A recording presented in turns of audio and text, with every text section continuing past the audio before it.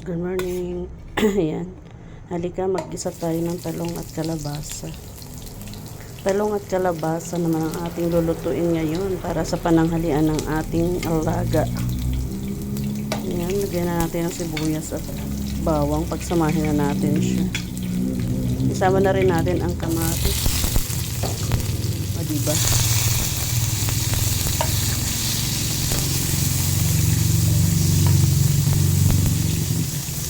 Talong kalabasa ginisa. Talong kalabasa pinagsama at iginisa. Pero syempre, hindi lang talong at kalabasa ang magkasama. Sasamahan rin natin siya ng kapirasong laman ng manok. Pero syempre, hindi na nga natin inantay na mag-brown yung sibuyas at bawang kasi nagmamadali, parang may lakad lang. I-separate natin. Palambutin na lang natin siya sa mantika. Mga simpleng ulam lang naman ang aking alam lutuin. Dahil hindi naman talaga ako chef. Pero ito ay pwede na rin pagtyagaan at ito'y nakakabusog rin naman. So ito nga, gisahin natin yung sibuyas, bawang. Sibuyas, bawang, kamatis. Ito kompleto Ricardo. Ito yung kamatis na nagbibigay ng papakinis ng ating kutis.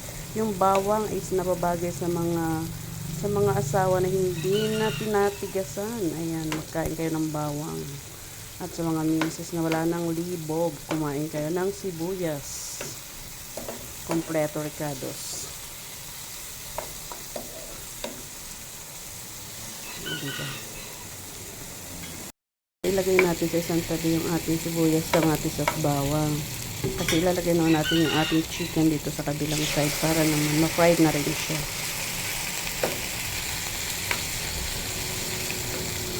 Sa mga pagkain ng walang arte, diba? Hindi na kailangan ng kung ano-ano pang recados na nilalagay. Ang mahalaga, may nilalagay sa sikmura, sa kumakalam na tiyan. Natin ng asin at lagyan na rin natin ng magic sarap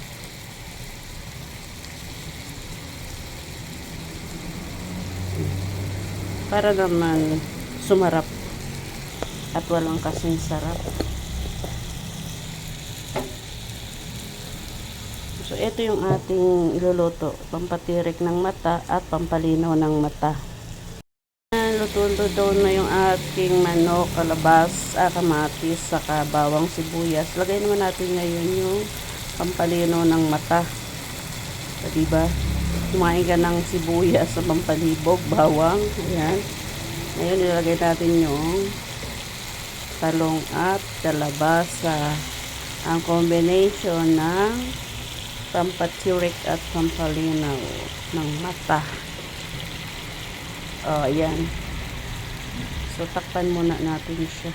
So, ayan na nga, mga friends ko. Tapos ng ating ulam. Kainan na.